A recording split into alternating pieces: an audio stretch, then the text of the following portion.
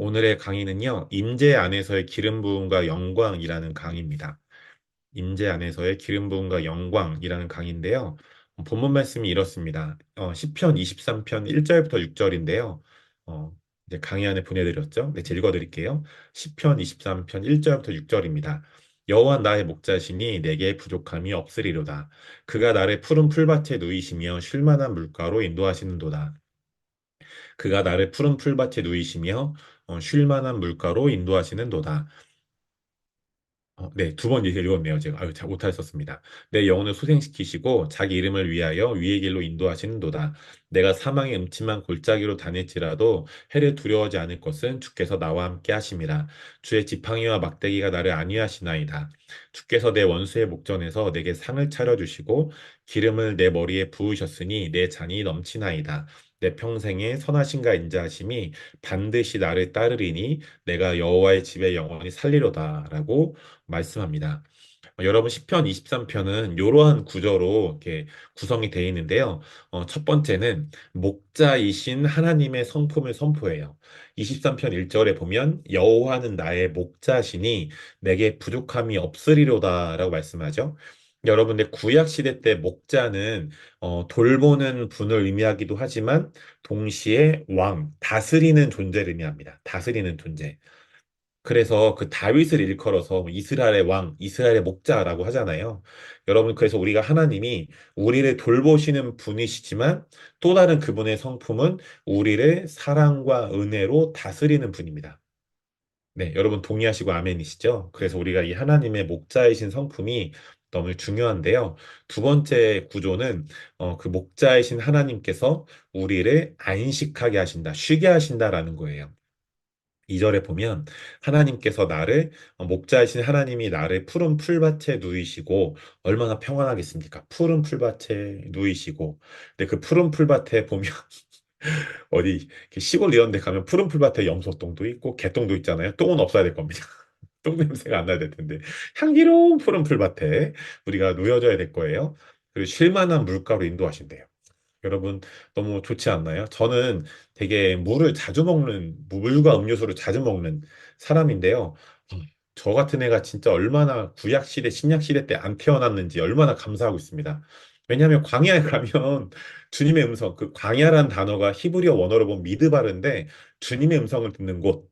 그런데 저는 좀 어려울 것 같아요. 왜냐하면 물을 못 먹고 음료수를 못 먹고 편의점이 없지 않습니까? 그래서 저는 2020 지금 1982년생인데 대한민국에 태어난 게 너무나 감사하다고 생각한 1인입니다. 근데 쉴만한 물가로 인도함을 받으면 씻을 수도 있고 물도 마실 수 있잖아요. 너무 감사하죠. 주님이 우리를 정확하게 신실하게 공급하신다라는 성품이 나타납니다.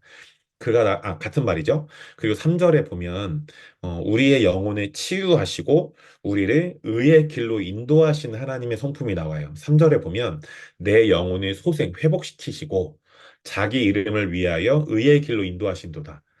여러분, 그래서 여러분이 한번 여러분의 삶을 점검하실 때, 주님의 인도하심을 구하는데 뭐가 인도하심이 부족하거나 삐걱삐걱거리거나 희미하거나 힘들어요.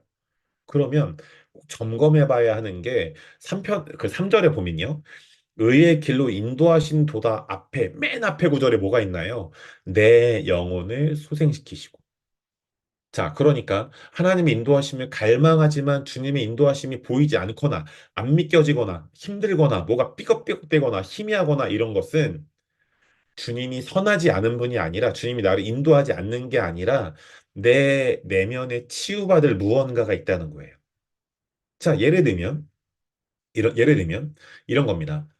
그냥 상황극을 한번 만들어 볼게요. 어떤 남자가 있었는데 아들이 있었는데 그의 아버지와 어머니가 너무 좋은 분들이지만 아버지랑 어머니랑 정말 미친 듯이 싸우고 아버지는 막 예를 들어서 뭐 알코올 중독이라서 집에 월급을 안 갖다 줘요. 그리고 어머니는 진짜 이 아버지가 너 꼴 보기 싫어서 불륜의 여왕.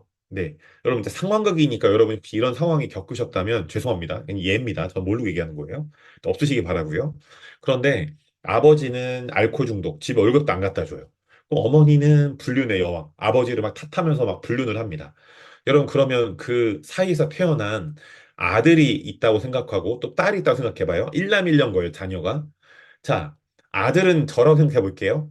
딸은 여러분 한 분 한 분이라 생각해 보겠습니다. 여러분, 그럼 여러분의 부모님이 그런 분들이시라면 이건 그냥 상황극이지 여러분 부모님 그렇다는 건 아니죠? 여러분의 마음은 어떨까요? 정말 살겠죠. 거꾸로 얘기하는 거예요. 살겠죠, 진짜. 살 거예요. 얼마나 힘들겠습니까? 근데 여러분은 다 이제 부모님이시니까 여러분도 자녀시면서 또 부모님이잖아요. 근데 자녀가 부모님의 좀 이렇게 연약함, 미성숙함을 볼 때, 와, 저거 너무 아름답다. 저거 배워야지 하는 자녀가 어디 있습니까? 없어요. 그렇죠? 오히려 이러지 않을까요? 아버지, 어머니를 미워하면서 판단해요. 그러면서 맹세할 거예요. 나는 엄마, 아빠가 되면 절대 저렇게 안 살아. 근데 저렇게 안 살아라고 맹세했을 때 그 맹세대로 돼요, 안 돼요? 절대 안 돼요. 그 아들이 아빠가 되면요. 네, 그가 판단했던 아버지처럼 알코올 중독이 될 확률이 높아져요. 딸들이 엄마가 되면요. 그 엄마처럼 자신이 엄마처럼 불륜을 할 확률이 높아져요. 성경에 보면 네가 누군가를 판단하면 그 사람의 악한 부분을 담는다라고 로마서 2장 1절에 나와 있습니다. 판단하는 자는 어, 그 같아질 것이다. 네. 판단하는 자가 그 판단하는 사람의 같아질 것이다. 그러니까 아들이 아버지를 판단했다면 나는 아버지가 되면 절대 아버지처럼 저렇게 알코올 중독 되지 않을 거야라고 아버지를 판단하고 맹세하잖아요. 그럼 절대 이렇게 안 돼요. 어떻게 되죠? 그 아버지 알코올 중독 그 아들이 볼 때 아버지라는 그분의 알코올 중독은 매우 악하고 집안을 어렵게 하는 안 좋은 거잖아요. 닮아가요. 딸은 내가 엄마가 되면 절대 불륜하지 말아야지. 좋은 맹세죠. 근데 아버지를 미워해, 판단해, 그리고 맹세해요. 예수님 말씀하시죠. 하늘로도 땅으로도 맹세하지 마라. 왜냐하면 맹세 자체가 불법입니다. 그런데 우리가 합리화하면서 판단하고 맹세하면 내가 판단한 사람의 그 악함을 닮아가죠. 예를 들어서 여러분의 가족이나 교회 교인분들 중에 말을 굉장히 험하게 하고 뒷담 까는 분 있다고 생각해봐요. 그러면 내가 그분한테 상처를 입었어요. 그럼 어떻게 할까요? 판단이 갈아 마셔버리려서 미안합니다. 죄송합니다. 갈아 마셔버릴까 마음속으로만 생각하죠. 말로는 얘기 안 해요. 그 맹세하죠. 나는 저렇게 나쁜 말을 하지 않을 거야. 그럼 어떻게 됩니까? 우리는 그분의 그 악함을 닮아가요. 어느새 나도 험담하고 있고 누군가를 악한 말을 막 하고 있죠. 여러분, 그렇기 때문에 우리가 어, 부분에 있어서 하나님의 인도하심 잘 받지 않는다. 제가 이 얘기를 왜 했냐면, 그렇게 아빠, 엄마를 판단한 아들과 딸들이 있다면, 아버지와 어머니가 집안에 자녀들이 필요한 것을 잘 공급해주는 엄마, 아빠로 보겠어요? 아닌 엄마, 아빠로 보겠어요? 후자죠. 무슨 엄마, 아빠, 이건 집안을 말아먹는 사람들이지. 근데 그런 아픔과 이제 판단이라는 내적 맹세 성경에서 쓴뿌리라고 하거든요. 쓴뿌리가 치유되지 않고 있어요. 그럼 이 쓴뿌리는 선글라스와 같습니다. 선글라스 검은색 끼면 다 모든 게 뭘로 보여요? 그 선글라스 색깔로. 빨간 선글라스면 모든 게 다 빨간색으로 보이죠. 여러분이 여러분의 이제 예를 들어 그 아들 딸처럼 부모님이 우리 집을 잘 인도하지 않았어. 그래서 엄마 아빠는 나빠라고 판단하고 맹세했잖아요. 이게 치유가 안 되잖아요. 그럼 이게 어, 쓴뿌리라는 이름으로 선글라스가 씌워집니다. 그럼 하나님을 어떻게 보냐? 하나님을 엄마 아빠가처럼 똑같이 보는 거예요. 하나님이 어느 때는 자기 맘대로 막 자기를 인도해요. 그러나 어떨 때는 나를 조금 더 인도하는 것 같지 않아요.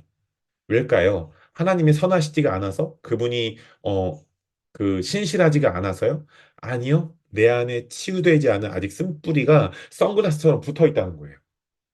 그것이 하나님의 선하심을 왜곡되게 한다라는 것이죠. 근데 여러분, 우리가 이런 부분을 잘 보지 않고 우리는 어려운 일이 생기면 뭐부터 합니까? 하나님 나한테 왜 그래요? 내가 뭐 잘못한 거 있어요? 라고 원망하거나 합리화를 하기에 능숙합니다. 저도 똑같습니다. 여러분, 그래서 그런 거 있잖아요. 결혼하시면 부부싸움을 하시죠? 근데 솔직히 생각해 보면 남편과 아내가 똑같으니까 싸우는 거 아닙니까? 네.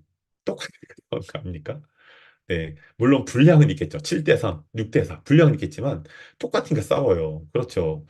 네, 마찬가지로 우리가 이 부부싸움을 줄이려면 물론 이렇게 건강하게 싸우겠지만 우리가 삶에서 잘 살아야 이렇게 싸울 여지가 없겠죠. 근데 미성숙함이 있고 연약함이 있는데 이것을 서로 나누고 뭐 이것을 회복하기보다는 자꾸 합리화하고 회피한다면 부부싸움을 잘 하고 싶지 않아. 나는 화평하게 살 거야. 라고 생각은 해요. 근데 마음 안에서 내 생각과 달리 많은 미성숙함과 연약함이 튀어나오죠. 네, 그래서 나는 싸우지 않을 거야라고 생각을 했는데 내 마음에서 튀어나온 것들이 전쟁을 발발시킵니다, 여러분. 네. 그래서 제가 말씀드리는 건 여러분의 삶에 하나님의 인도하심 뭔가 부족해요. 하나님 나한테 왜 그러는 거예요? 라고 원망이 나올 때 하나님을 원망하시고 불평불만을 하기보다는 내 안에 치유될 지금 무언가가 있구나. 그럼 뭐가 치유되어야 되지? 내 내면에 이것을 이렇게 뭐랄까요? 인지하시고 또 치유받을 수 있는 좋은 통로들을 여러분 만나시길 축복합니다. 여러분의 삶에 그런 그 시즌에 있으시다면 저와 저희 온라인 학교가 도와드릴 테니 네, 언제든 문의해 주시고 나눠 주시면 감사하겠습니다. 자, 이제 네 번째로 가보면요. 23장 4절에는 특별하게 임재에 대해서 다윗이 나눕니다. 23장 4절에 보면 임재에 대해서 나누는데요. 이 말씀에 보면 내가 사망의 음침한 골짜기로 다닐지라도 해를 두려워하지 않을 것은 어떤 고통과 고난과 어려움의 순간에서도 우리가 담대할 수 있는 이유가 뭡니까? 주께서 나와 함께 하심이라. 이것은 임재에 대한 약속이에요. 임재. 여러분, 우리가 고난을 겪을 때도 주님의 임재는 우리와 함께 합니다. 그렇죠? 근데 여러분이 아가서를 공부하시면 아마 이런 거를 배우실 거예요. 아가서 1장에서는 전 아가서를 되게 좋아하거든요. 여러분에게 비밀을 알려드리면 언제인지 모르겠지만 적어도 올해 안에 온라인으로 아가서 스쿨을 해볼 생각입니다. 저 아가서 되게 좋아하는데 사람이 저를 보면 목사님이 아가서를 안 올리는데? 그러면 저는 내 외모로 저를 판단하지 말아달라. 그건 네 생각이다라고 얘기합니다. 아가서를 되게 좋아합니다. 근데 아가서를 보면 1장에서는 그 솔로몬 왕, 예수님을 의미하죠. 술람 여인, 그러니까 신부인 교회를 의미하죠. 솔로몬 왕이, 그러니까 예수님이 우리에 대한 사랑을 막 표현하시죠. 넌 어여쁘고 어여쁘다, 거무나 아름답다 이렇게 하시죠. 근데 1장 후반부에 이렇게 칭찬을 하다가 이제 2장으로 넘어가면서 나와 일어나서 함께 가자라고 하세요. 예수님이. 그 술람 여인, 그 우리죠. 신부인 교회 우리. 근데 2장에서 솔로몬 왕이 그렇게 콜링을 할 때 술람의 여인이 도망갑니다. 순종을 안 해요. 불순종을 해요. 근데 그 어떤 이제 그 일이 일어나냐면 그 솔로몬 왕이 그 여인에게서 잠시 이렇게 멀어집니다. 그래서 이 술람미 여인이 자신과 멀어진 솔로몬 왕을 막 찾으러 다닙니다. 내가 막 거리에서도 어디에서도 막 그를 찾아 헤맨노라 이런 얘기를 합니다. 자, 질문. 우리가 그 술람미 여인에 우리가 대입할 수 있겠죠? 예수님은 솔로몬 왕이죠? 질문 있습니다. 우리가 불순종을 그 술람미 여인처럼 할 때 인재가 아예 팡 하고 사라지나요? 소멸되나요? 아니요. 인재는 함께하지만 하나님 그 선하신 하나님께서 어떤 특별한 목적을 가지고 그 임재를 우리에게서 잠시 멀어뜨리 이렇게 멀게 두시는 거지 임재가 펑 하고 소멸되는 건 아닙니다. 그때 하나님이 우리 안에 그 어떤 특별한 목적을 가지고 그 시간을 겪게 하시죠. 그래서 많은 그 초대교회 교부들은 그 어둠의 시간을 영혼의 어두운 밤이라고 했습니다. 영혼의 어두운 밤. 여러분이 그런 시간을 겪으시다면, 그 시간 동안 진짜 다른 그 무엇보다 주님을 깊이 갈망하시고 또 갈구하시는 그런 시간 되시길 축복해요. 그럼 여기 보면 주님 약속하시죠? 사망의 음침한 골짜기로 다닐지라도 어떤 어려운 것을 두려워하지 않을 것은 그 이유가 무엇이냐? 주님의 임재가 영원히 우리와 함께 하시다라는 것입니다. 근데 5절에 보면요. 그 4절의 약속의 토대로 기름 부음에 대한 얘기가 나와요. 23장 5절입니다. 주께서 내 원수의 목전에서 내게 상을 차려주시고 기름을 내 머리에 부으셨으니 내 잔이 넘치나이다. 자, 질문. 자, 어떤 상황이냐? 주님이 계시고 다윗이 있고 원수가 있어요. 지금 이렇게 세 명의 이렇게 세 그룹이 있습니다. 그렇죠? 상상해 보면 시편 23절을. 자, 이제 여기서 여러분이 집중하시겠습니다. 다윗은 지금 이 시편 13편 다윗 썼잖아요. 지금 두 존재를 마주보고 있는 거죠. 자, 주님이 계시고, 그렇죠? 그 주님은 누구겠습니까? 예수님이시겠죠, 당연히. 근데 또 한 존재가 또 있어요. 누굴까요? 원수예요. 근데 질문해 볼게요. 이 23편을 쓴 다윗은 주님께 온전히 집중하고 있을까요? 아니면 원수에게 온전히 집중하고 있을까요? 한번 답해 보세요. 자, 다윗은 주님께 온전히 집중한 것 같다. 그럼 1 들어보시고, 아니다. 원수에게 온전히 집중했다. 다윗은. 그럼 2 들어보세요. 누구에게 온전히 집중했을까요? 자, 정답은 1번입니다. 당연히 1번이죠. 네. 여러분, 왜냐하면, 보세요. 주께서 내 원수의 목전에서 그 원수 앞에서, 내게 상을 차려주셨대요. 여러분, 누가 여러분이 이제 이렇게 손님 초대를 받았는데, 그러면 여러분 초대해주신 분이 이렇게 상 차려서 오든가 아니면 식탁에 맛있는 음식을 뿅뿅뿅 놔주잖아요. 그러면 누가 밥 먹을 때 상 차려서 왔어요. 식사하세요. 그러면 그 상을 차려주신 그 호스트에게 주인에게 우리가 집중하잖아요. 너무 감사해요. 네, 이렇게 맛있는 걸 주시다니. 저 미역국 너무 좋아하는데 어떻게 선지자시네요. 미역국을 해주셨어요. 이렇게 그분에게 집중하잖아요. 그게 우리가 가져야 될 에티튜드죠. 근데 음식을 차려왔는데 눈은 딴 데 보고 입만 얘기해요. 감사해요. 제가 여러분을 가르치는데 딴 데 보고 말씀 가르쳐요. 와, 진짜 주님 선하신 분이죠? 아주 좋은 분이세요? 이렇게 하면 여러분 좋을까요? 안 좋죠. 마찬가지예요. 다윗은 그 앞에 주님이 계시고 또 그 다른 앞에 원수가 있는 거예요. 그러니까 원수 목전, 원수의 앞이라고 그랬죠. 근데 다윗은 영적 전쟁의 시간을 겪고 있다라는 것을 암시하는 거예요. 원수의 목전이라고 했으니까.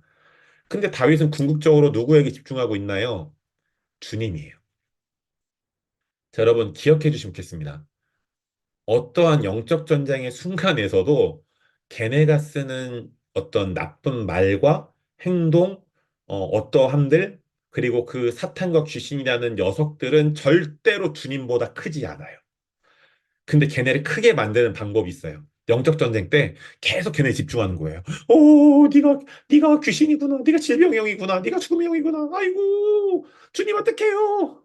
라고 하는 순간 얘네는 이렇게 얘기해요. 우와, 미션 성공했다. 그렇게 만드는 게 우리를 그렇게 주님이 아니라 그 영적 공격과 공격을 주는 그 근원들, 사탄과 귀신들에게 집중하게 만드는 게 걔네 전략이에요. 왜냐? 따라해 보시죠. 사탄과 귀신은 관종이다. 관종이에요. 걔네는 지네가 관심을 끌어서 자기들에게 더 관심을 갖기 원해요. 누구보다 우리가 주님께 온전히 집중해서 매료돼서 사로잡히는 것보다 야, 나한테 계속 집중해. 그럼 네 시선이 분산돼서 너 주님을 온전히 못 보게 될걸? 여러분, 한번 저를 이렇게 따라해 보시겠습니까? 주님이 우리에게 원하시는 눈은 비둘기의 눈이다. 이게 찾진 않겠습니다. 아가서에 보면요. 아가서 되게 많이 언급하죠. 네, 감사합니다. 아가서에 보면 이제 네 눈이 비둘기 같구나라고 예수님이 그 신부인 술람미 여인에게 칭찬해요. 근데 여러분, 비둘기란 존재는요. 하나밖에 볼 수가 없대요. 근데 우리는 비둘기의 눈을 받았는데 이중적이야. 주님을 봐야 되는 한 가지 눈인데 자꾸 딴 데 봐요. 자꾸 딴 거 봐요. 주님, 저 주님께 집중하고 싶은데요. 그 옆에 재정도 보이고, 영향력도 보이고, 뭐, 권능도 보이고요. 뭐, 모두 기적도 보이고요. 모두 보이고, 모두 보여요. 주님만 집중하고 싶은데, 주님 말고 볼 게 너무 많아요. 사탄도 보이고, 귀신도 보여요. 네. 시선이 분산되는 게 바로 그 악한 영들의 전략입니다. 여러분, 그래서 히브리서에 보면 이런 말씀이 나오잖아요. 믿음의 주요 온전케 하시는 이인 예수를 바라보자. 여러분, 우리가 온전케 되려면 가장 기초가 무엇이냐? 주님이 우리에게 주신 비둘기의 눈을 사용해야 됩니다. 누구를 먼저 우선적으로 바라봐야 할까요? 바로 주님이에요. 자, 여러분, 왜냐하면 적어두실래요? 적어두세요. 바라봄의 법칙이라는 게 있습니다. 아주 단순해요. 자, 이게 고린도후서에 보면 나오는데 우리가 주의 영광을 보매 영광에서 영광으로 변화된다. 그 영광이 소망이신 주님의 형상으로 변화된대요. 어떻게 하면 우리가 바라보면. 자, 그러니까 여러분 귀신을 계속 바라보면 귀신 화가 된다니까요. 그러니까 영적 전쟁이 치열하시든 평안하시든 의도적으로 귀신 바라보지 마세요. 네. 그러면 진짜 귀신 화가 돼요.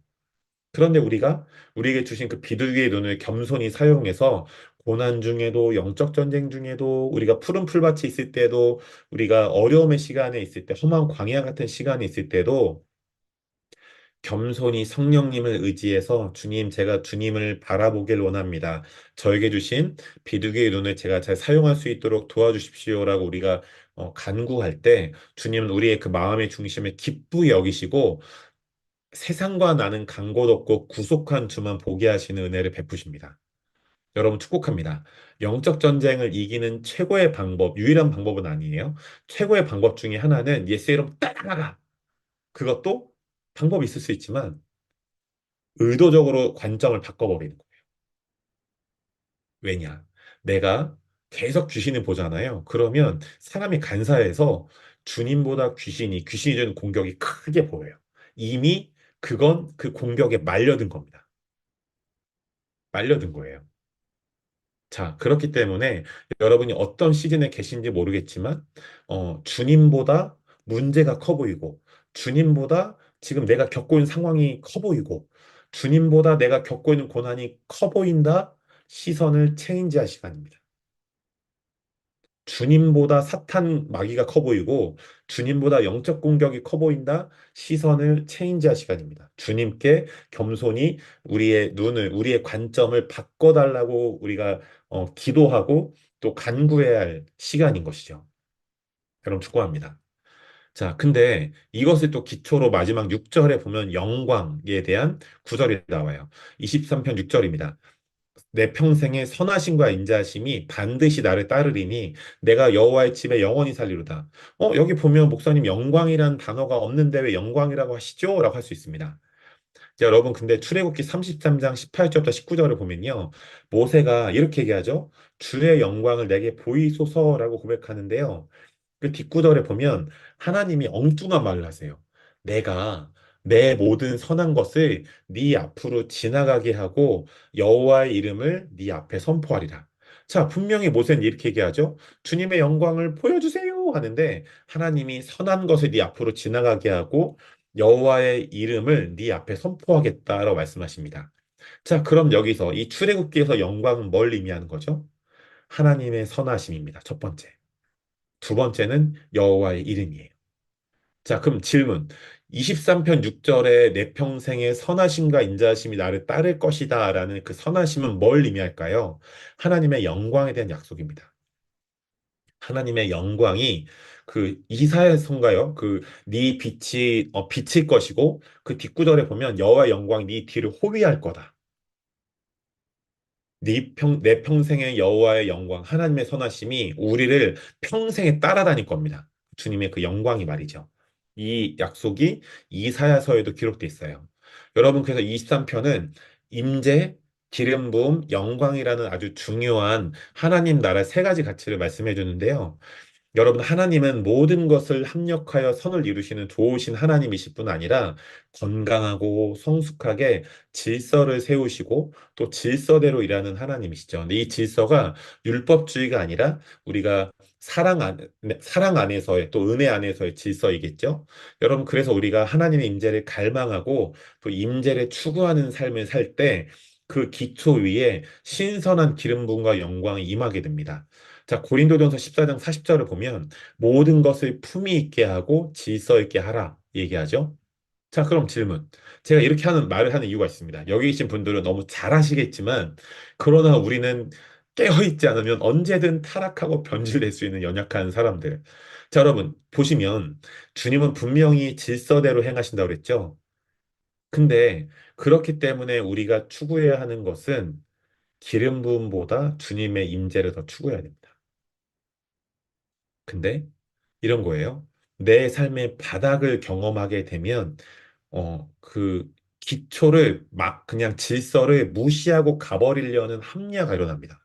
내가 힘들어 죽겠는데 지금 뭘 임대를 구해? 빨리빨리 기름 부음 주고 권능 달라고 해야지. 근데 생각해 보세요. 이렇게 생각하시면 어떨까요? 우리 그, 이제 한 집사님이 지금 김포에 사시고 저는 세종에 살고 있어요. 근데 저희 둘이 되게 친한 친구인 거예요. 그래서 제가 이제 그 김포에 사는 친구를 보러 가려고 하는데 마음이 너무 급해. 그래서 기도하는 거예요. 주님, 저를 빨리 기적을 일으키셔서 차를 안 타도 세종에서 김포에 가게 해주세요. 라고 기도할 때 바로 응답이 태요한데요. 네, 저보다 더 여러분보다 더 권능이 넘치는 분이 있다면 공간 이동을 하겠지만 일반적으로는 그렇게 되지 않아요. 맞죠? 여러분 중에 그런 분들 계시면 저 대신 강사를 해주세요. 어메이팅 스쿨. 근데 아직 저도 안 됩니다. 부족하니까 당연히. 근데 저보다 여러분 좀 더 나은 분들이시잖아요. 네, 막 장풍 쏘시고 막 불 입에서 막 나오고 활망사기로 하잖아요. 저는 아직 그건 안 됩니다. 근데 이런 겁니다. 우리가 아무리 갈망이 크지만 하나님은 우리가 거품과 이런 허세를 부리지 않도록 그 성경에 보면요. 경계, 그 한계를 더하시라고 그랬어요. 그러니까 우리가 초자연적인 삶을 살아야 하지만 겸손하게 우리의 한계는 인정해야 하는 게 우리가 가져야 될 가치 아닐까요? 여러분 맞습니까? 여러분 그렇기 때문에 우리가 전 이렇게 생각해요. 이따가 그 얘기를 할 거지만 기름 부음을 추구하는 목적과 동기가 뭐냐를 꾸준히 물어야 됩니다. 우리 자신에게. 그 동기에 있어서 정직하고 정결하게 답할 수 있는가? 아니면 그게 아닌가? 그게 아닌 거면 하나님 앞에 정직하게 회개하고 그 동기를 열어 제껴서 점검받아야 하는 것이죠. 왜냐? 이따 그 얘기를 할 건데요. 여러분, 주님이 주시는 기름 부음은 반드시 우리를 십자가로 이끌어요. 무슨 말이냐? 십자가를 통과하지 않은 기름 부음은 그냥 신비주의예요. 거품이라고요.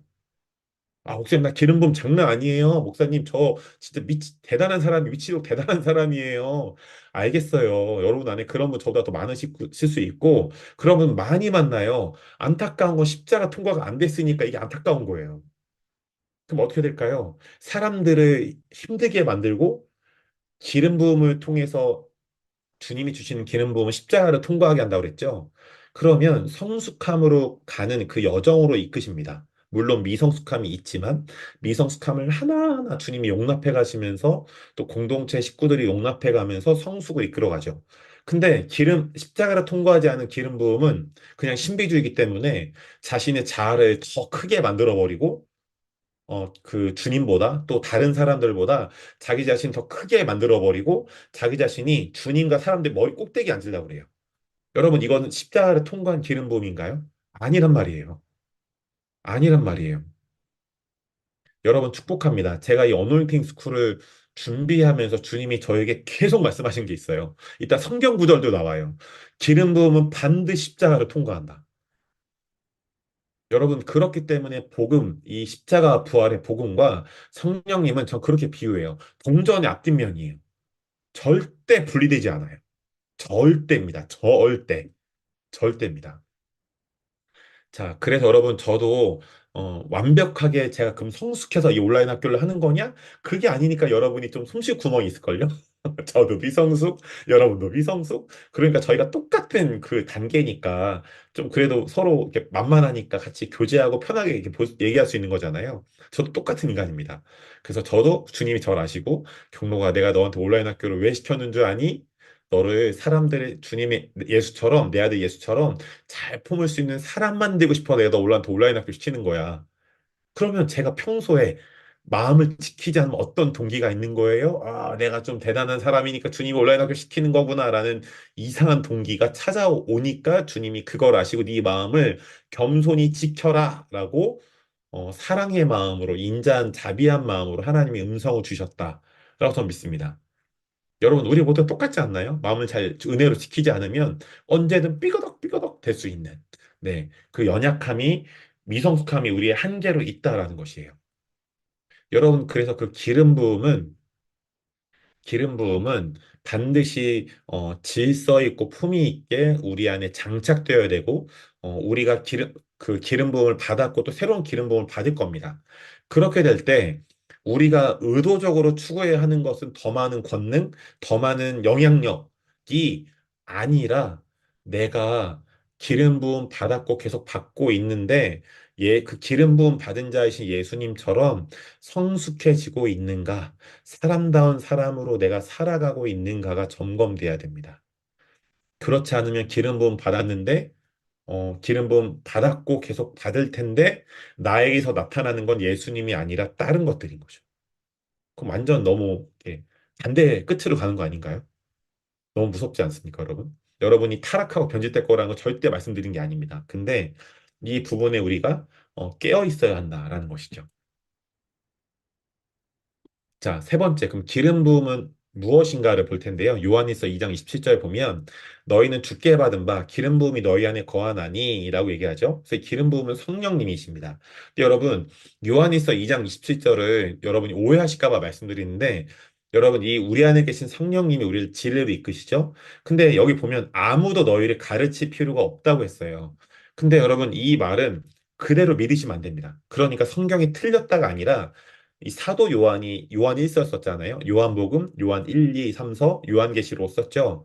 이렇게 쓴 이유가 있어요. 왜냐하면 그때 그 거짓된 것들을 전하는 자들이 많았기 때문에 초대교회에 그 사람들이 초대교회 침투해서 막 거짓을 선포하니까 바울이 영적인 아비로서 초대교회에 너희가 따라할 것은 성령님이고 성령님의 기름 부음 받은 교회의 복음이지 너희가 따를 자들은 그런 거짓 전한 자들이 아니다.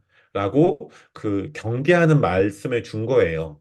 근데 이 말을 우리가 잘못 오해하면 이렇게 되는 거죠. 아무도 나한테 말씀을 가르칠 필요가 없어. 성령님만 있으면 돼. 근데 여러분, 이 말은 완전히 틀립니다. 그러면 왜 신약 시대 때 말씀을 가르치는 교사가 있고 구약의 교사가 있죠? 사도 바울은 사도, 복음 전도자, 교사였잖아요. 그러면 교사는 직분이 없어야 돼요. 그러니까 아무도 너희를 가르칠 필요가 없다는 건 말씀 선생님이 한 명도 있으면 안 된다. 그게 아닌 거 아시죠? 네, 거짓된 것을 가르친 자들에게서 돌아서라. 너희가 그들을 거절해라라는 경계의 말씀입니다. 그리고 오직 그의 기름 부음이 모든 것을 너희에게 가르치며 또 참되고 거짓이 없으니 너희를 가르치신 그대로 주 안에 거하라 말씀하죠. 기름 부음 첫 번째는 성령님이십니다. 그리고 두 번째는요, 여러분 바바라 웬트로블이라는 여자 사역자신데요. 이분이 이런 얘기를 하셨어요. 전 너무 동의가 됐습니다. 하나님께서는 우리의 삶을 향한 특별한 목적을 가지고 계시며 우리가 이를 성공적으로 수행하도록 하기 위해 필요한 영적 능력을 주셨는데 이 능력을 기름 부음이라 부른대요. 기름 부음. 자, 이거를 좀 쉽게 얘기해 볼게요. 여러분, 다윗은 사울이 이미 왕이었을 때 하나님이 그 사무엘 선지자를 통해서 내가 내 마음이 합한 사람을 이스라엘의 왕으로 세울 거야라고 예언하셨죠. 누구예요? 다윗이죠. 근데 다윗이 그 사무엘 상하를 보면 그 다윗의 일대기를 보면 그가 결국 사무엘 선지자가 그를 찾아내서 기름 붓죠. 성경 다 아시니까. 근데 그때 그는요, 왕이 아니었죠. 어떤 상황이 있었죠? 아버지인 이새와 형들한테 가족 왕따를 당할 때였어요. 그쵸? 성경 다 아시니까. 그때 기름 부음 받습니다. 그러니까 다윗은요, 원수의 목전에서 하나님이 나한테 기름 부으신다는 것을 체험적으로 아는 사람이에요.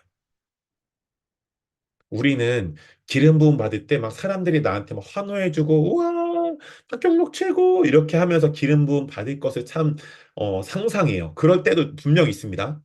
근데요, 주님의 아이러니는, 그러니까 주님의 역설, 아이러니는요, 우리가 고난당하고 공격당할 때 기름 부음이 온다는 거예요.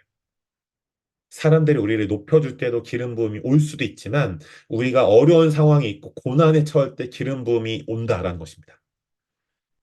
주님의 인재도 우리가 기뻐하고 삶이 평안할 때도 주님의 인재가 있지만 아까 보셨죠? 우리가 아골 골짜기 같은 상황에 있을 때에도 우리에게는 기름 부음이 온다. 왜 주님이 이런 아이러니를 행하실까요? 주님은 영원부터 영원까지 선하신 분이시기 때문입니다. 영원부터 영원까지 선하신 분. 저보다 여러분에게 그런 놀라운 간증이 많으실 거라 생각이 돼서 넘어가겠습니다. 여러분, 그래서 다윗도 그가 왕이 되기 전에 기름 부음 받았던 그 기름 부음은 어떤 기름 부음이에요? 그가 받은, 하나님께 받은 부르심을 창조의 목적을 이루기 위한 기름 부음인 거죠. 왕의 기름 부음. 여러분, 그렇기 때문에 제가 이 얘기를 꼭 하고 싶습니다. 모든 믿는 자들을 다섯 글자로 하면 그리스도인이죠. 맞죠? 그리스도는 무슨 뜻이에요? 기름 부음 받은 자라는 뜻이잖아요. 그러면 여러분, 우리 안에 성령님이 사시다는 건 이렇게 생각하시면 됩니다. 나는 예수님과 성령님 때문에 기름 부음을 받은 자인 거예요. 우리 모두가 말이죠. 맞죠? 우리 모두가 기름 부음 받은 자예요. 그리고 우리는 성령님 때문에 새로운 또 신선한 기름 부음을 계속 받게 됩니다. 기름 부음을 이미 받았는데 또 받아요. 여러분, 그 요한복음에 보면 은혜 위에 은혜더라 하죠. 제가 자주 쓰는 예화인데요. 여러분, 제가 지금 제 옆에 물컵이 있습니다. 보이실까요? 물이 가득 담겨 있죠. 저는 물 먹는 하마 같은 인간이 물 너무 좋아해요. 네. 시원한 물, 따뜻한 물, 미지근한 물 다 좋아합니다. 음료도 좋아하고 커피도 좋아하고. 네. 누가 그러더라고요. 박경호 목사님 훅 짜면 물만 와라락 나올 거라고. 마르지 않을 거라. 네, 진짜 물. 네. 저를 물 먹이는 사람들이 많은데. 근데 여러분, 모든 인간의 몸의 70%는 뭐가 있어요? 물이에요, 물. 모든 인간의 몸의 70%는 물이죠. 근데 우리가 이미 몸 안에 물이 가득한 거잖아요. 그러면 이미 우리 몸 안에 70% 이상이나 물이 가득하다면 굳이 물을 왜 먹죠? 물을? 물이 이미 있지만 계속 신선한 새로운 물을 먹어야만 우리가 건강이라는 하나님의 뜻을 이룰 수 있잖아요. 마찬가지입니다. 여러분 이런 분들 봤어요. 이미 성령님이 그 안에 사시는데 왜 성령 충만을 구해? 그럼 저 이렇게 얘기해요. 그럼 왜 계속 새로운 물을 먹지 말지? 똑같은 원리. 여러분, 근데 성경에 보면 성령님은 생수의 강물이라 말씀하시죠. 여러분, 그렇기 때문에 우리 안에 성령님이 계십니다. 기뻐하며 감사시 축복해요. 그리고 우리는 겸손함으로 날마다 성령의 새로운 충만과 기름 부음을 구해야 합니다. 이것은 우리의 의무죠. 은혜 위에 은혜. 이미 받은 기름 부음 위에 새로운 기름 부음이 오는 것이 하나님의 선하신 뜻입니다. 자, 넘어가 보면 여러분 모세는 이스라엘의 자손들에게 성막을 지으라고 지시했는데요. 그리고 하나님의 설계에 따라 성소가 지어졌죠. 그럼에도 불구하고 이 성막이 완성됐을 때 바로 그 즉시 초자연적인 일들이 일어나진 않았어요. 놀라운 건 하나님의 임재와 능력이 이 장막 안의 모든 기구들과 제사장들이 기름 부음을 받은 이후에 나타났죠. 그래서 모든 것에 기름을 부은 이후에 하나님은 주님의 임재를 초자연적인 방법으로 분명히 나타나게로 썼네요. 나타나게 하심으로써 하나님께서 이 성막을 인정하셨음을 보이셨죠. 여러분, 그리고 오랜 시간이 지나서 이 솔로몬이 그 성전을 완성하죠. 그랬을 때 하나님은 또다시 하나님의 인정하심 안에 하나님의 영광을 나타내십니다. 그래서 출애굽기 40장 33절에 보면 이 솔로몬이 그 성전을 짓기 전에 출애굽기 시대 때 출애굽기 40장 33절에 보면 구름이 해막에 덮이고 여호와의 영광이 성막에 충만함이라고 얘기하죠. 근데 솔로몬이 성전을 완성했을 때 그 하나님의 영광이 또 성전에 충만하게 됩니다. 그렇죠? 그것을 통해 하나님의 영광을 나타내셨는데, 그러나 하나님의 영광은 시드기야 왕 때 성전에 떠났고, 그 이후에 다시 돌아오지 않았어요. 그리고 두 번째 성전이 지어지자 하나님은 두 번째 그 성전의 영광이 이전 성전의 영광보다 클 것이다 약속하셨죠. 근데 이 약속은 구약이 이루어진 게 아니라 신약 시대 때 자신의 몸을 성전이다라고 말씀하신 예수님을 통해 성취가 됐습니다. 여러분, 그래서 예수님을 머리로 보시는 예수님의 몸인 교회는 이 땅 위에 세워진 예수님의 몸이자 주님의 성전이죠. 또 교회인 주님의 성전인 우리는 주님께서 거하시는 거처로서 함께 지어져 있습니다. 여러분, 제가 놀라운 이야기를 해드릴까요? 제가 타겟 메시지가 아니니까 오해하지 말아주세요. 주님의 임재를 잘 느끼시기 위해서는 홀로 기도하는 거 너무 좋아요. 근데 주님은 언약하셨어요. 너희가 공동체로 함께 있을 때 주님의 임재를 더 잘 느낄걸? 이라고 언약하셨습니다. 어떤 구절일까요? 너무 뻔한 구절이 여러분이 잘 이해하지 못하신 구절이 있었어요. 너무 뻔한 구절인데. 두세 사람이 내 이름으로 모인 곳에 나도 그들 중에 있겠다. 내가 미친 듯이 혼자 막 기도하고 예배했는데 주님의 임재가 어느 날 느껴져요. 근데 강력하게 느껴지지 않아요. 계속했는데 안 느껴져요. 그러면 방법을 바꿔야 됩니다. 하나님이 나를 공동체로 부르고 계시다라고 생각할 수 있겠죠. 그래서 이 두세 사람이 교회 최소 단위입니다. 네, 여러분이 그래서 가족들과 함께 하시든 여러분이 교회와 함께 하시든 이 온라인 학교도 하나의 교회니까요. 또 여러분 축복하는 건 제가 주일 저녁마다 그 킹스글로 네트워크라는 그 온라인 오중사역 공동체를 함께 하고 있는데요. 그래서 이 공동체는 온라인 워크를 저랑 함께 하셨거나 함께하고 계시거나 또 함께하지 않았지만 이제 감동이 있으신 분들, 함께하기 원하시는 분들 누구나 함께 하실 수 있는데 문제는 단기 모임이 아니라 장기 모임입니다. 네, 우리가 계속 제자화되는 모임. 그래서 여러분이 이런 그 킹스글로리 네트워크라는 공동체도 이용하실 수 있으니 네, 함께하기 원하시는 분들은 저에게 말씀해 주시면 좋을 것 같습니다. 근데 그 우리가 혼자 있을 때 느끼는 임재보다 우리가 공동체로 주님을 예배하고 주님을 갈망할 때 경험할 수 있는 임재가 더 큽니다. 자, 왜냐? 에베소서 2장 21절 22절에 보면요. 그의 안에서 건물마다 서로 연결하여 주 안에서 성전이 되어가고 그러니까 우리가 이미 성전이지만 연합해야만 성전이 되어갑니다. 이미 성전이지만 연합해야만 우리가 성전이 되어갑니다. 그러니까 나만 잘 살고 나만 거룩하게 사는 것도 중요하지만 연합해서 내가 나만 잘 사는 것을 넘어서서 다른 이들과 우리가 다른 것들을 많이 갖고 있지만 우리가 성숙함으로 연합하고 또 서로의 다름을 불편해하지 않고 존중하고 축복하며 연합할 때 우리가 성숙하고 거룩한 성전이 되어가는 거죠. 너희도 성령 안에서 하나님께서 거하시 처소가 되기 위하여 그리스도 예수 안에서 함께 지어져 가느니라 말씀합니다. 함께 하나로 성숙함으로 지어져 간다. 고린도서 6장 16절을 보면요. 우리는 살아계신 하나님의 성전이라 이와 같이 하나님께서 이르시되 내가 그들 가운데 거하며 임재하시죠.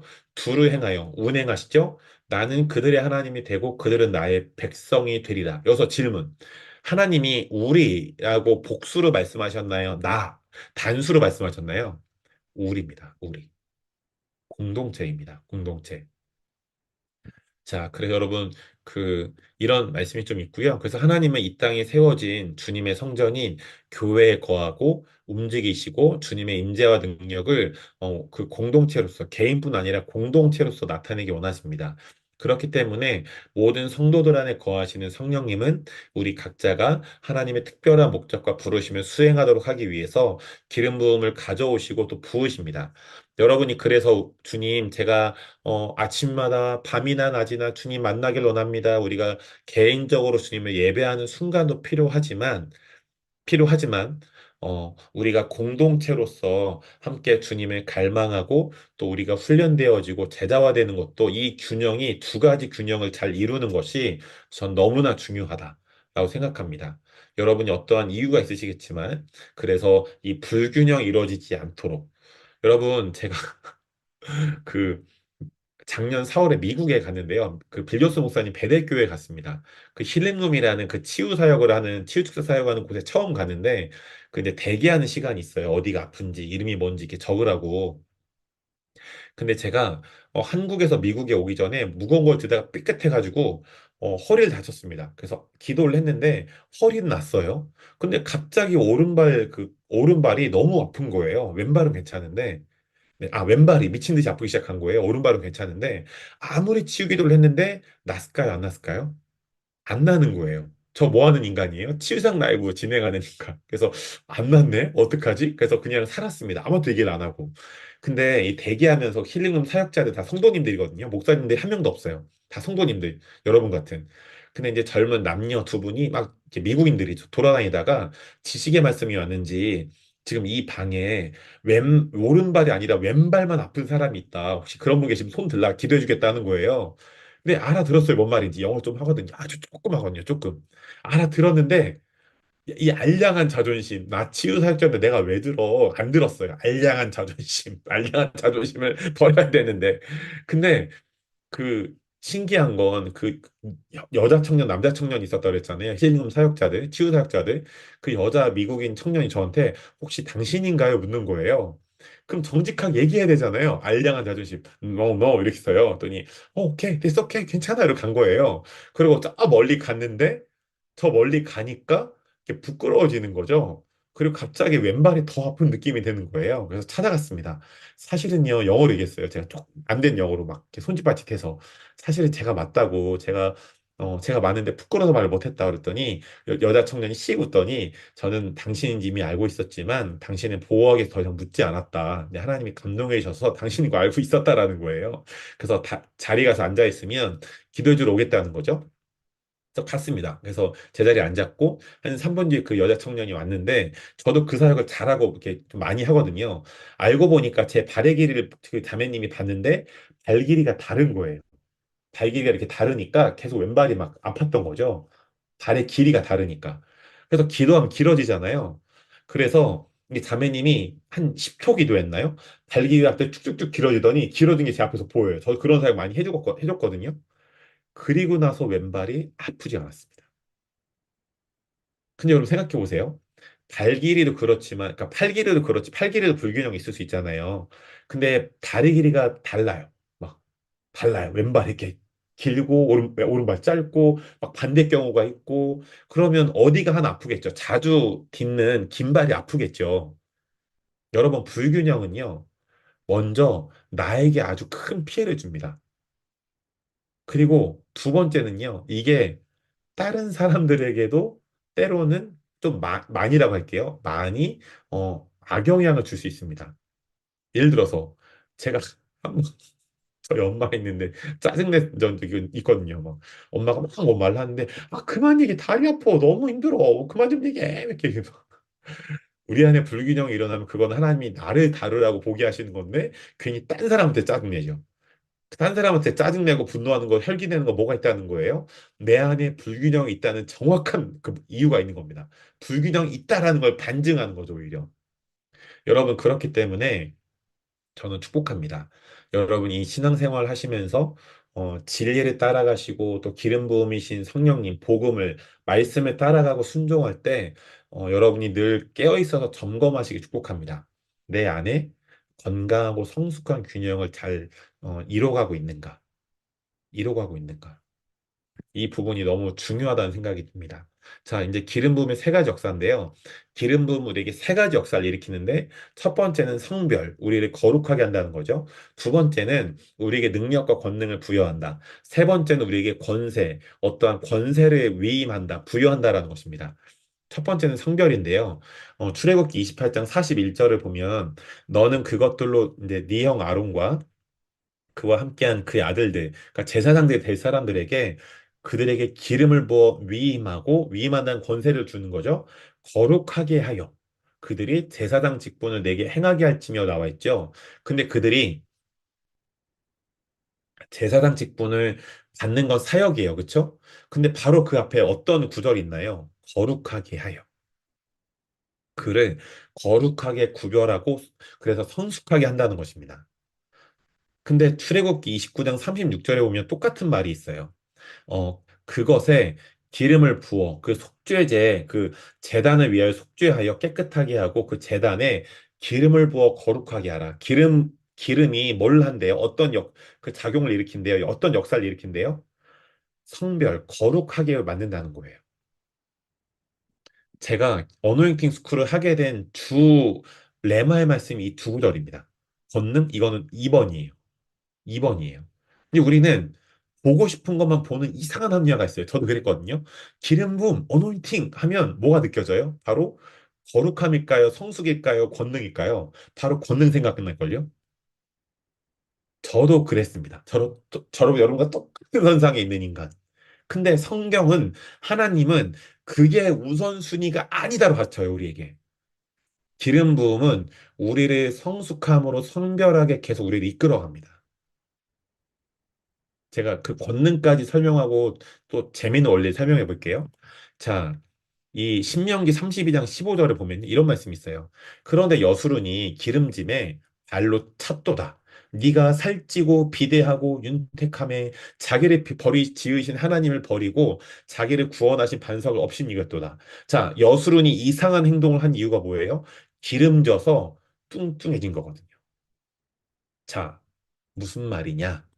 자, 예를 들어서 우리가 건강하게 살려면 식사할 때 뭐 탄단지, 탄수화물, 단백질, 지방을 고르게 먹죠. 그쵸? 근데 살찐다는 건 분명히 불균형 있는 거잖아요. 예를 들어서 여러분이 저를 보면 지금 되게 날씬하죠? 네, 날씬하죠. 지금 네, 89kg에 아주 180의 키를 보유하고 있는 성인 남자입니다. 근데 제가 결혼하기 전에 105kg였어요. 105kg. 네, 그때 저를 이제 보신 분들 계실 거예요. 치유상 라이브를 보시면 저희 변천사가 있어요. 점점 뚱뚱이에서 점점 날씬이가 됩니다. 네, 저를 많이 판단하신다면 여러분들은 뚱뚱해지실 거예요. 특별히 우리 김정영 원사님 맨날 뚱뚱이, 뚱뚱이, 뚱보, 뚱보 이렇게 저를 판단하셨기 때문에 김정영 원사님 늘 회개하시고 정결한 삶을 사시길 축복합니다. 근데 그 보시면 여수룬이라는 이 사람이 왜 불균형에 이를까요? 기름을 받았는데 이 기름을 균형 있게 질서 있게 받지 않고 사용하지 않고 그냥 불균형으로 기름을 섭취했다는 거죠. 예를 들어 제가 왜 이렇게 살쪘을까요? 이유는 단 한 가지예요. 네, 밥을 많이 먹었다. 반찬을 적게 먹었다. 그것보다 더 큰 이유가 있죠. 야식을 매일 생활했다. 그럼 그 야식이 뭐겠습니까? 피자, 치킨, 햄버거 등등등등등등. 네, 아주 살찌게 좋고 유일 그 용이한 것들. 근데 제가 이제 지금 89kg, 원래 105kg였거든요. 그래서 결혼을 하면서 이제 제가 아주 즉각 다이어트를 잘 주님이 이루게 하셔서 이제 10몇 킬로 뺐습니다. 다행히. 근데 이 살이 미친 듯이 찌게 되면 영양 불균형이 있는 거잖아요. 그쵸? 그러니까 막 뭐 어떤 것만 계속 먹고 정작 필요한 거 먹지 않는다. 막 고기를 미친 듯이 먹는데 채소, 야채, 과일 안 먹는다. 네. 그런 불균형이 일어나서 어떤 일들이 생기잖아요. 여수run이 그 사람이 지금 이런 상태인 거예요. 다시 한번 보실까요? 여수run이 기름짐에 발로 찼도다. 누구를 발로 찬 거예요? 주님을 발로 찬 거예요. 주님 버렸대잖아요. 근데 그 이유가 뭐예요? 기름졌다. 근데 그 기름이 균형을 이루지 않았다. 무슨 말이죠? 기름 부음은 우리를 성결함으로 성숙함으로 이끌어 가는데 여수run은 그거를 추구하지 않고 그것을 우선순위 삼지 않은 거예요. 그렇지 않으면 이 여수run처럼 변질되는 거죠. 여러분 축복합니다. 권능보다 성숙을 우선순위로 삼으시길 축복해요. 그것이 기름 부음이 우리에게 하나님께서 우리에게 기름을 주시는 우선순위 최고의 목적이라 믿습니다. 근데요, 성별보다 권능을 1번으로 두잖아요. 그럼 여수론처럼 되는 겁니다. 내가 우선 능력 받고 나중에 성숙해질게요. 그러면 타락도 빨리 오고 변질도 빨리 오는 거예요. 그러지 않나요? 이런 거랑 비슷해요.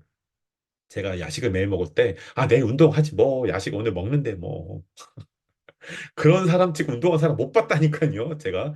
네. 근데 지금은 주님의 은혜로 야식을 먹지 않고, 너무 배고프면 네, 얼른 물을 먹고 자버리는, 너무 힘들면 새벽에 일어나서 밥을 먹는, 그럴지라도 네, 야식을 멀리 하면 운동을 잘하고 네, 탄단지를 고르게 먹으면 균형 있게 이제 사는 거죠. 사실 균형 있는 삶을 살게 되면 우리가 이게 마음도 몸도 건강하게 되잖아요. 영혼육이. 근데 그 원리가 동일하게 기름 부음만 있습니다. 자, 성별 첫 번째는 성별입니다. 기름 부음의 세 가지 역사 중에 두 번째는 권능, 능력이에요. 자, 사도행전 10장 38절을 보시면 하나님이 나사렛 예수에게 성령과 능력을 기름 붓듯 하셨음에 여러분 굳이 나눴어요. 성령과 능력이라고. 자, 그러면 능력은 당연히 능력이겠지만 성령님은 왜 주셨을까? 여러분 적어두세요. 우리를 성숙하게 하시도록입니다. 우리를 성숙하게 하시도록. 자, 성경에 보면 성령의 능력이라고 하지 않았어요. 지금 사도행전 말씀에. 사도행전 10장 32절 말씀, 38절 말씀이죠. 굳이 성령과 능력이라고 해서 분리해 놨습니다. 자, 그럼 능력은 은사와 기름 부음 이런 권능을 통해서 당연히 하나님 나라를 나타내는 거고 그 앞에 성령은 어떤 목적에 우리에게 주신 거예요? 우리가 예수님을 닮아가는 성화를 이루도록 주신 겁니다. 자, 이거를 이렇게 설명할 수 있어요. 여러분, 성령 충만이라고 우리가 그냥 일컫잖아요. 성령 충만은 사실 두 가지가 있습니다. 첫 번째, 이거는 강의안이 없으니까 여러분 기록하셔도 좋고, 기억하셔도 좋은데요. 성령 충만은 두 가지가 있습니다. 첫 번째는, 내적인 충만이에요. 내적. 안의 충만. 내적인 충만. 여러분, 성령님이 우리 안에 살아계세요? 안 살아계세요? 살아계시죠. 예수님 믿는 모든 자 안에 살아계시죠. 그럼 왜 우리 안에 살아계실까요? 단순합니다. 우리가 예수님을 닮아가도록 우리 안에서 착한 일을 하시는 거예요. 경록이 사람 만드시려고 사람을 잘 돕는 사람 만드시려고 우리 안에 살아계신 거죠. 예수님의 형상과 모양을 닮아가게 하시려고. 그게 바로 내적인 충만이에요. 그 내적의 충만은 성령님의 열매라는 것으로 나타납니다. 그러면 내적인 충만이 있다면 외적 충만, 바깥의 충만이 있겠죠.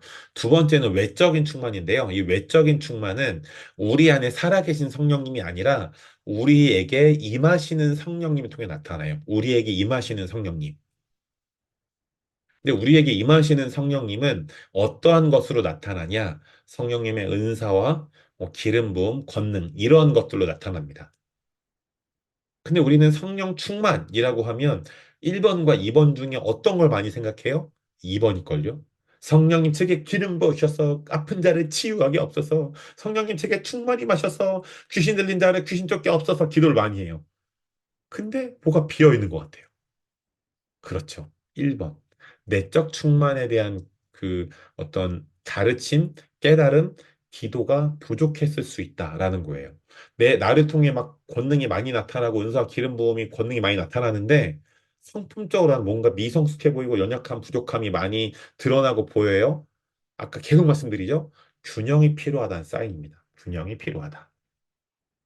자, 그래서 마태복음 4장 23절에 보면 예수님이 기름 부음 받은 자이시잖아요. 기름 부음 받은 자.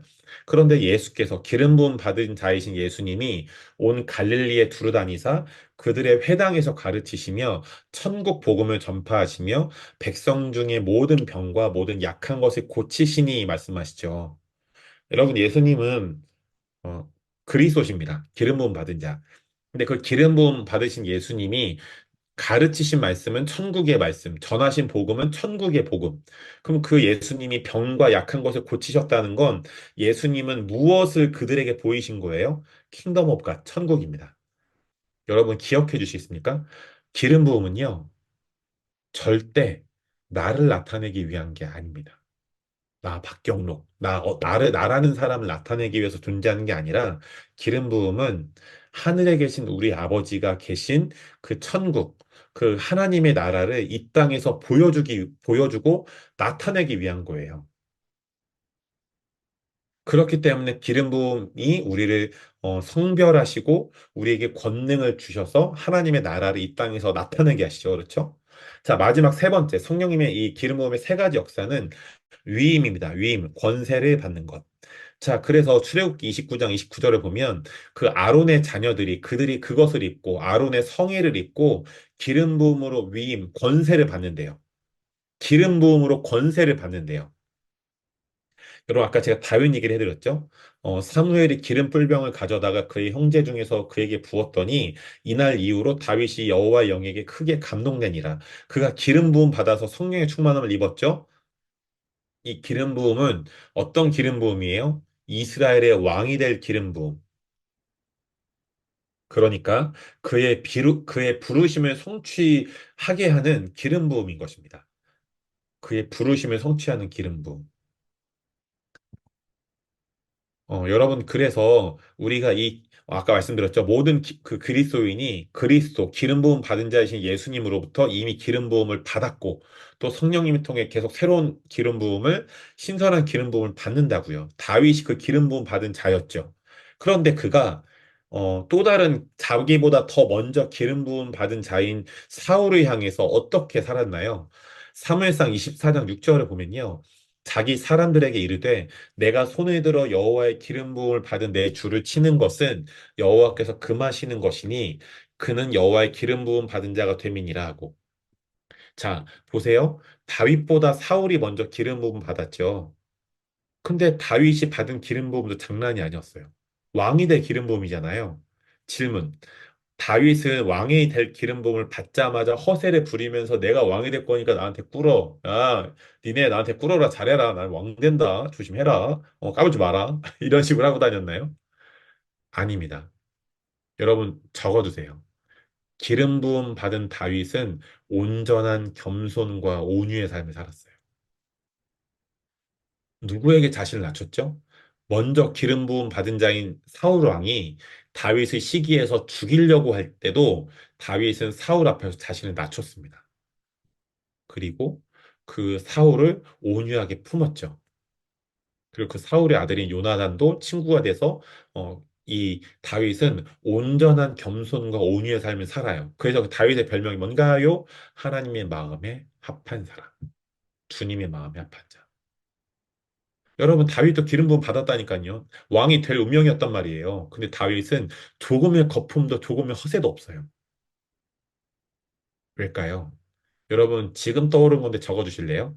기름 부음은 우리를 하나님 앞에 진실하게 설 수 있도록 도와줘요.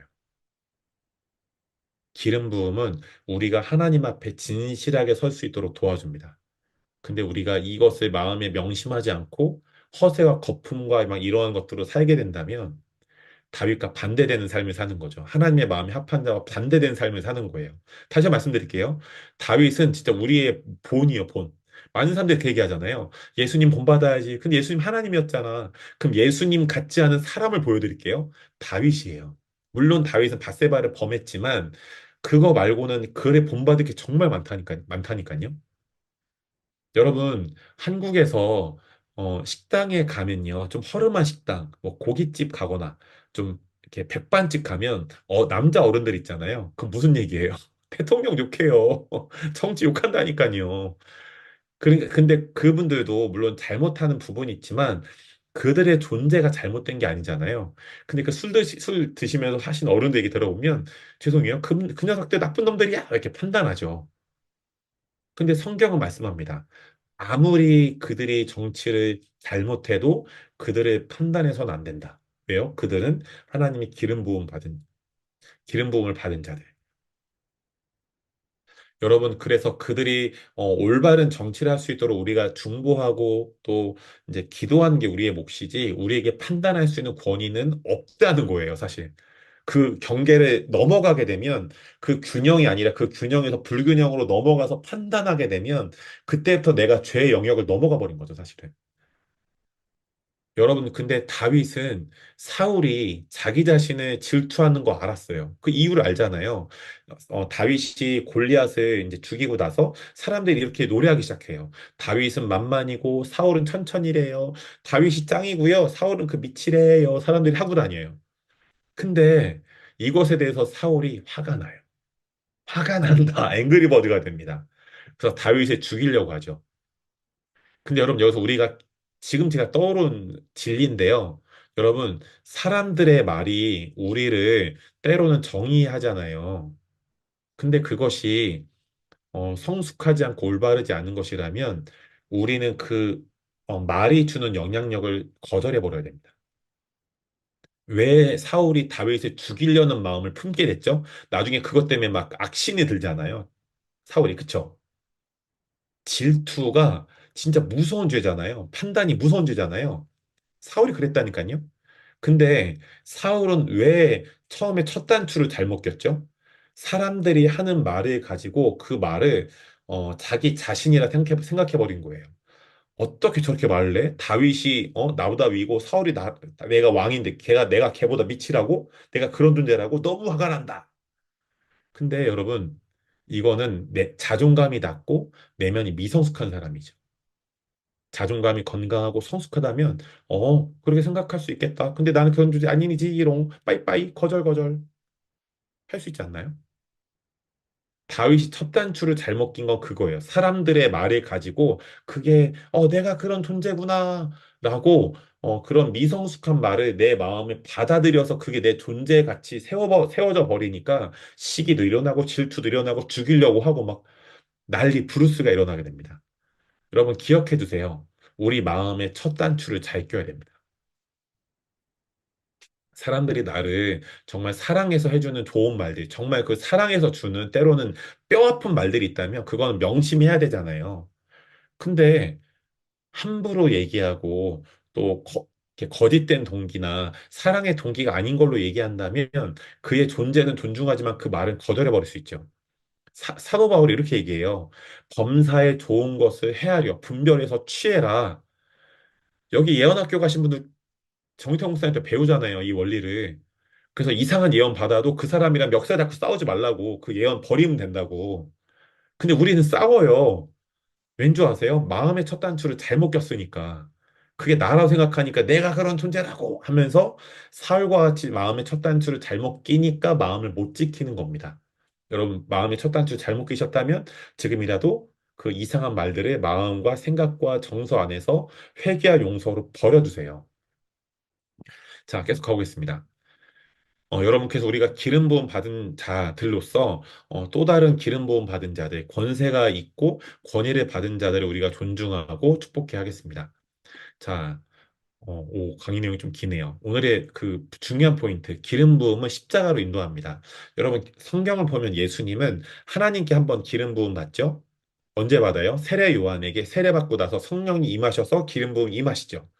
그런데 하나님께 한 번 받고 어떤 사람에게 또 한 번 받아요. 그러니까 총 예수님은 이 땅에서 두 번의 기름 부음 받습니다.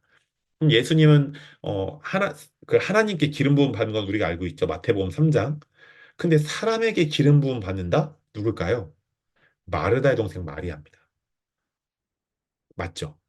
마리아가 순전한 나들을 예수님의 머리와 발에 깨트려서 기름 붓죠. 근데 그 순전한 나드 한 근은 돈으로 환산하면요. 그 당시 이스라엘 여자들이 결혼 지참금이래요. 결혼 비용 다 팔아서 기름을 사서 그 예수님의 머리와 발에 기름 부은 거예요. 왜요? 마리아에게 전부는 바로 예수님이었던 거죠. 마리아에게 영원한 신랑은 예수님이었던 거예요. 여러분 그렇다고 해서 미혼 싱글들에게 네 영원한 신랑은 예수님이 네 결혼 tik한 거 다 팔아서 예수님께 드려라 이렇게 가르치면 이단되는 거죠. 그건 아닙니다. 우리가 주님께 신랑이신 예수님께 우리 전부이신 예수님께 온전히 순종하고 헌신해야 된다라는 우리 원리를 배울 수 있는데요. 여러분 그렇듯이 예수님은 하나님이시고 또 인간이신데 하나님께 한 번, 어떤 사람에게 한 건 총 두 번에게 기름 부음을 받아요. 여러분 그리스도 기름 부음 받은 자이신 예수님은 두 번의 기름 부음을 통해서 하나님과의 관계, 잘 보세요. 하나님과의 관계와 사람들과의 관계를 통해서 십자가를 경험한 거예요. 이거 진짜 놀랍지 않나요? 기름 부음으로 십자가를 경험했다고요. 왜요? 기름 부음을 하나님으로부터 직접 받았어요. 마태복음 3장에 성령이 임하시고 기름 부음인 성령님이 임하셔서 하나님과의 관계에서. 두 번째는 그 마리아가 붓는 기름 부음을 통해서 이 하나님과의 관계로부터 오는 기름 부음, 사람들과의 관계로부터 오는 기름 부음을 통해서 예수님은 십자가를 경험합니다. 기름 부음의 십자가. 자, 그리고 예수님이 이렇게 말씀하시죠. 어, 예수님은 기름 부음이 우리를 십자가로 인도한다는 것을 말씀하셨어요. 마태복음 26장 12절인데요. 읽어드릴게요. 이 여자가 누구예요? 마리아죠. 내 몸에 이 향유를 부은 것은 기름 부음은 내 장래, 바로 십자가 예수님이 죽으심이죠. 그러니까 기름 부음은 내 장래를 위하여 한 것이다. 무슨 말입니까? 기름 부음은 모든 사람들을 우리 모두를 십자가로 인도한다. 십자가를 통과하게 한다라는 거예요. 여러분, 그렇기 때문에 기름 부음이 우리 모두를 십자가로 인도하기 때문에 기름 부음은요, 십자가와 부활의 복음과 절대 분리돼서 역사하지 않아요. 않아요. 분리되는 순간부터 분리돼서 가르치는 사람들이 신비주의인 거예요, 사실. 이해가 되십니까? 네. 그래서 우리는 이 기름 부음을 경험할수록 십자가에서 죽으시고 또 부활하신 예수님을 깊이 경험하게 되고요. 또 성장과 성숙의 균형을 이루어야 함을 우리가 추구해야 합니다. 십자가로 이끌지 않는 기름 부음은 신비주의이기 때문에 거절하고 버려야 하는 것이죠. 그리고 나를 십자가로 이끌지 않고 내 자아 욕망, 내 자아를 주님보다 더 크게 만들게 하는 어떤 기름 부음이 있다면 이것은 반드시 신비주의입니다. 오히려 내 자아를 십자가에 못 박아야 하는 그 시간인 것이죠, 사실은. 여러분이 이 어노인팅 스쿨을 통해 또 주님께로부터 또 하나님의 사람들로부터 계속 기름 부음을 받으시면서 여러분이 그 받으시는 기름 부음들을 통해 날마다 예수님의 그 십자가 예수님을 만나시고 날마다 예수님의 십자가를 통과하시기 축복합니다. 예수님은 내 마음이 이렇다 말씀하셨죠. 내 마음은 겸손하고 온유하니. 근데 사도 바울 이런 얘기를 했어요. 우리가 주님의 마음을 가진 자들이다. 그럼 우리가 그 기름 부음에 따라가는 삶을 살아갈 때, 또 기름 부음 받은 자로서 살아갈 때 우리가 추구해야 될 건 무엇일까요? 나보다 하나님을, 나보다 다른 사람들을 더 높이 여기고, 높이고, 존중하고, 공경하고, 축복하는 그 겸손과 온유의 삶이 예수님의 삶이셨죠. 또 그것이 기름 부음 받은 자인 우리의 삶이어야 하겠습니다. 예수님은 단호하게 말씀하시죠. 네가 네 자신을 높이면 난 널 낮춰버릴 거야. 근데 네가 내 마음을 따라 낮춰진다면 난 널 높일 거야. 여러분, 이 말씀에 타협은 없습니다. 주님은 타협하지 않아요. 타협하지 않습니다. 정말 하나님이 사용하시는, 놀랍게 사용하시는 분들을 보면 그들은 다 자신이 절대 높아지길 원하지 않았어요. 근데 주님의 섭리 안에 높아지시죠. 네, 주님이 높이십니다. 그 은혜라는 찬양 아세요? 은혜? 은혜. 그 송경민 목사님이라는 분이 만드셨는데 저는 그분을 몰라요. 근데 그분이 아마 제대로 아는 건 아니지만 섬기시는 그 음악학원이 저희 교 근처에 있습니다. 근데요, 그렇게 크지 않아요. 그리고 그분이 여러 은혜라는 곡을 통해 여러 막 곡을 발표하시고 막 외부 사역에도 영역이 높게 많아지셨지만 제가 알기로 그 목사님이 성실하게 그분이 하셨던 일들을 가정의 뭐 가정 사역을 또 본인이 하셨던 사역들을 성실하게 하는 걸로 알고 있습니다. 그러면 그분이 자신이 높아지고 영역이 높아지기를 만을 구했을까요? 아니라니까요. 여러분, 제가 아는 목사님 중에는요, 여러분이 아실 만한 명곡을 만든 분이 있어요. 보혈을 지나란 찬양하세요? 보혈을 지나 하나님 품으로. 근데 그분은 그 지나라는 곡만을 만들기 위해서 심혈을 기울인 분이 아니에요. 음악 전공자가 아닌데 어느 날 기도하다가 하나님이 새 노래를 만들라 말씀하셨고 나는 음악 전공자 아니니까 그러면 노래를 직접 주세요. 성경에 다윗에게도 모세에게도 노래 주셨지 않습니까? 시편 다 노래잖아요. 노래 주세요 했는데 음악 전공자가 아닌 분이 어느 날부터 하나님 음성처럼 노래를 받기 시작한 거예요. 여러분 그런 분이 제 주변에 한 분 또 있습니다. 그 한국의 H&M 대표이신 홍정식 목사님 음악 전공자 아니에요. 그분 악기 하나도 못해요. 근데 그분 절대 음감. 하나님이 그분을 통해 주신 놀라운 노래가 있죠. 여러 노래가 있지만 한국 교회가 많이 하는 뭐 나의 기도하는 것보다 에베네셀 하나님 눈을 들어 산을 보라 너의 도움 어디서 오나 이 찬양도 우리가 많이 아는 찬양이잖아요. 근데 그분 음악 전공자가 아닙니다. 주님을 갈망했고 주님을 온전히 사랑하는 예배자, 하나님의 아들인데 그 홍정식 목사님도 본인이 막 영향력이 넓어져서 슈퍼스타가 되고 슈퍼 미니스트리가 일어나길 원하지 않았어요. 그냥 겸손히 자신의 하나님과 사람들 앞에 자신을 낮추고 늘 하나님을 높이고 다른 사람들을 사랑하니까 주님이 그 마음의 중심을 보시고 그를 높이셨죠. 여러분 축복합니다. 이건 저에게도 늘 하는 말입니다. 내가 높아지기보다 주님과 함께 낮은 자리에서 우리가 하나님을 또 지체들을 섬길 때 주님은 그분의 때 분명히 우리를 그 언약에 따라 높이실 것입니다. 다윗이 이런 얘기를 하잖아요. 이런 마지막 고백을 그의 마지막 생에 하잖아요. 주는 나의 영광이요. 주는 나의 머리를 드신 하나님이시다. 근데 하나님은 다윗의 머리를 들었단 말이에요. 근데 다윗은 어떤 균형의 삶을 살았죠? 자신을 하나님과 사람들 앞에 낮췄어요. 심지어 자기를 죽이려고 하는 사울. 나중엔 이 일이 또 일어나죠. 압살롬에게도 자기 자신을 낮추잖아요. 그래서 압살롬이 막 아들이 미쳐가지고 왕 되고 싶어서 탐욕에 아버지 다윗을 막 쫓아다닐 때 다윗이 어느 정도로 자신을 낮춰요? 자기가 살기 위해서 그 수염을 막 길게 기르고 있었는데 침을 질질 흘리면서 미친 사람인 척하고 자신을 낮추죠. 여러분, 이 정말 다윗처럼 우리가 막 침을 질질 흘리면서 낮출 필요는 없지만 주님은 우리에게 계속 감동하시는 것 같습니다. 우리 모두가 모든 믿는 자들 기름 부음 받은 자, 다윗처럼 말이죠. 또 신선한 기름 부음과 새로운 기름 부음을 받을 자들입니다. 주님의 은혜로. 근데 기름 부음 받고 기름 부음을 이렇게 받고 전수하는 건 사실 별로 어렵지 않거든요. 근데 진짜 어려운 거 뭔지 아세요? 기름 부음을 받는 그릇인 우리가 변질되지 않는 게 굉장히 어렵고 주님은 그것을 포인트로 보세요. 이런 거예요. 경로가 너 기름 부음 누구한테 얼마나 많이 받았니? 보다는요. 경로가 내가 너에게 직접 부었고 하나님의 나의 자녀들을 통해 너에게 전수한 기름 부음을 너는 얼마나 성숙함으로 정결함으로 잘 유지하고 지켰니? 즉 이런 말인 거죠. 너는 깨끗한 그릇이었니? 아니었니를 주님 말씀하시는 거예요. 주님은 그걸 결산하신다는 거죠. 여러분, 그렇기 때문에 우리가 주님 앞에 정결하고 거룩한 그릇으로 늘 빚어지길 원합니다. 주님은 토기장이, 우리는 그분의 그 그릇이잖아요. 네. 그분의 손에 있는 그릇.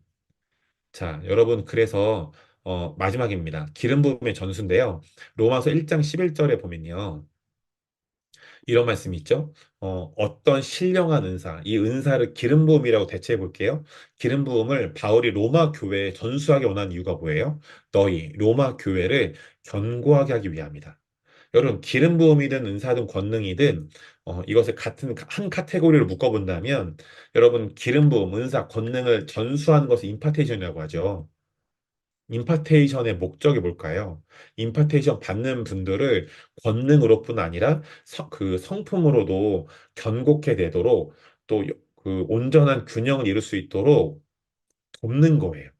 더도 덜도 없어요. 그럼 그 임파테이션을 받은 자는 뭘 추구해야 돼요? 성숙 균형입니다. 근데 여기서 우리가 아까 말씀드렸죠? 본질을 흐리잖아요.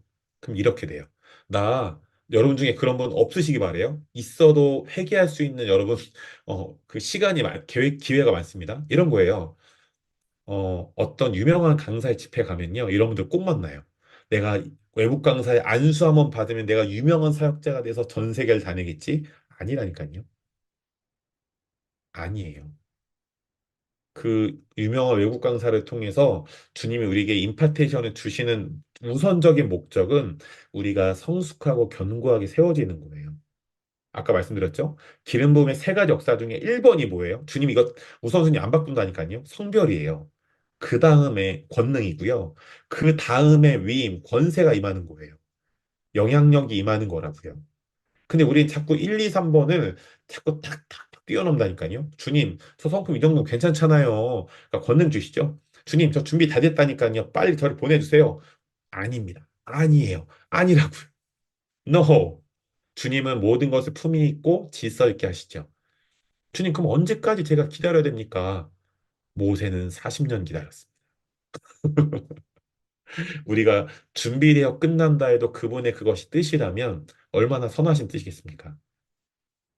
근데 하나님은 우리를 잘 아시기 때문에 그 삶의 영역에서 우리를 굉장히 아름답게 또 빚어가시고 사용하길 원하십니다. 자, 그리고 계속 이어서 볼게요. 디모데후서 5장 1장 5절부터 12절을 보면요. 말씀이 좀 길죠. 읽어드릴게요. 이는 네 속에 거짓이 없는 믿음이 있으면 생각합니다. 이 믿음은 먼저 네 외조모 로이스와 네 어머니 유니게 속에 있더니 네 속에도 있는 줄을 확신하노라 얘기합니다. 그러니까 이 디모데후서는 바울이 후임 사도인 디모데 자신의 영적 아들인 디모데에게 보내는 편지죠. 근데 이런 얘기를 해요. 5절에. 너희 가문에 영적인 유업이 있어. 근데 그 유업은 거짓이 없는 진실한 믿음이야. 신실한 믿음이야. 근데 그 믿음은 너의 외할머니, 너희 어머니 순서대로 왔고 너한테도 왔을 거야. 내가 확신해. 이렇게 얘기를 하는 거예요. 자, 그러니까 이것은 가문적인 기름 부음, 가문적인 유업에 대한 얘기를 합니다. 그러면서 이런 얘기를 해요. 그러므로 내가 나의 안수함으로 바울이 디모데를 안수함으로 네 속에 있는 하나님의 은사, 이 은사를 뭐 유업이라고 볼 수도 있고 기름 부음이라고 볼 수도 있겠죠. 다시 불의 듯하게 하기 위하여 너로 생각하게 하노니 라고 하면서 갑자기 이런 말도 꺼내요. 하나님이 우리에게 주신 것은 두려워하는 마음이 아니요 오직 능력과 사랑과 절제하는 마음이니 라고 얘기합니다. 그러므로 그러니까 두려워하지 말고 하나님께 순종하고 앞으로 나아가라라는 것이죠. 하나님 원하시는 것을 해라라는 것이죠. 그럼 하나님 원하시는 게 뭐냐?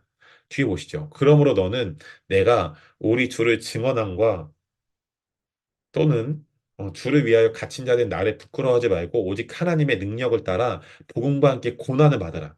여러분 이 복음과 함께 고난을 받으라라는 이 말씀의 본질적인 의미가 뒤에 나옵니다. 자, 이 복음과 함께 고난을 받으라는 이 너무나 중요한 말씀의 본질적인 의미가 뒤에 나와요. 계속 보시죠. 복음과 함께 고난을 받으라. 하나님이 우리를 구원하사 거룩하신 소명으로 부르시면 소명이 뭐예요? 부르심이죠. 우리 한 분 한 분에게 하나님이 주신 거룩한 부르심이 있습니다. 우리의 행위대로 하심이 아니요. 내가 잘나서 부르심 받은 게 아닌 거죠. 내가 탁월해서 부르심 받은 게 아니에요. 오직 자기의 뜻, 그 하나님의 뜻과 영원 전부터 그리스도 예수 안에서 우리에게 주신 은혜대로 하십니다. 바울이 이런 얘기를 해요. 나의 나 된 것은 하나님의 은혜다. 그것은 바울의 존재에 대한 하나님의 어떤 은혜였겠죠. 근데 여기서는요, 부르심, 우리 각자의 부르심, 그 부르심도 하나님의 은혜라는 거예요.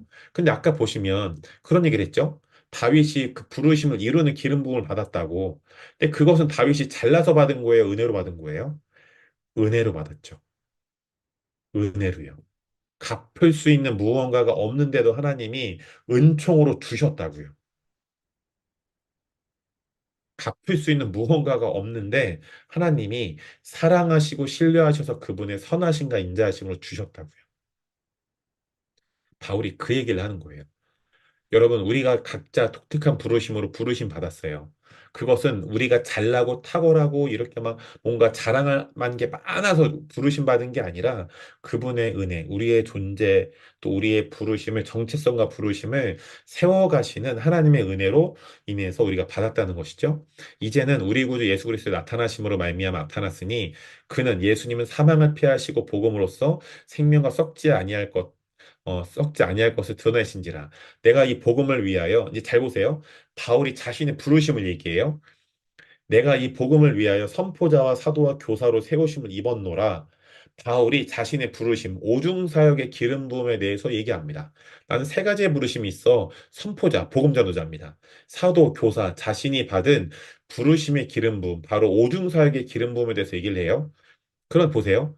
이로 말미암아 내가 또 이 고난을 받되 부끄러워하지 아니함은 내가 믿는 자를 내가 알고 내가 또한 내가 의탁한 것을 그날까지 그가 능히 지키실 줄을 확신합니다. 자, 질문 있습니다. 그럼 복음과 함께 고난을 받으라라는 것은 이 문맥으로 보면 무슨 의미일까요?